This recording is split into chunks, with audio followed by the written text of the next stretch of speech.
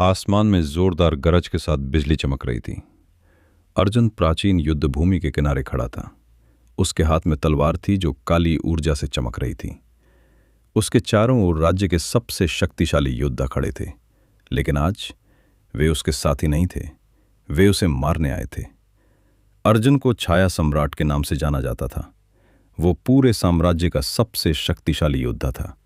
उसकी ताकत इतनी भयानक थी कि राजा भी उससे डरते थे। अचानक उसका सबसे करीबी दोस्त आगे बढ़ा। उसने ठंडी आवाज में कहा, अर्जुन, तुम्हारी शक्ति इस दुनिया के लिए बहुत खतरनाक है। अर्जुन कुछ समझ पाता उससे पहले ही एक भाला उसकी पीठ में घुस गया। खून जमीन पर गिरने लगा। अर्जुन ने अपने चारों ओर खड़े योद्धाओं की ओर देखा। सबने उसे धोखा दिया था।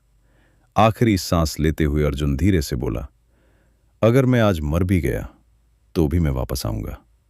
तभी उसकी छाती पर बना एक रहस्यमयी प्राचीन चिन्ह चमकने लगा और फिर सब कुछ अंधेरा हो गया। 10 साल बाद एक छोटा लड़का अचानक एक गांव में जाग गया। मेरा सिर, मुझे किसी और जिंदगी की यादें क्यों आ रही हैं? उस लड़के का नाम रियू था, लेकिन उसके अंदर छाया सम्राट अर्जुन की यादें जीवित थीं। रियू ने अपने हाथों को देखा और महसूस किया कि उसके अंदर एक अजीब शक्ति बह रही है। तभी उसके दिमाग में एक रहस्यमयी आवाज गूंजी, shadow system activated, host has been reborn, mission reclaim the throne of shadows.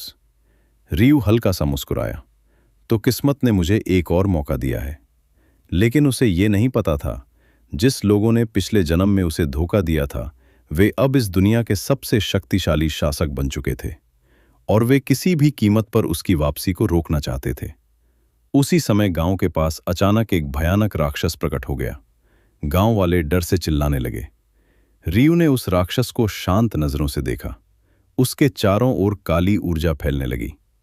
लगता है मेरी शक्ति वापस आ रही है, जारी रहेगा।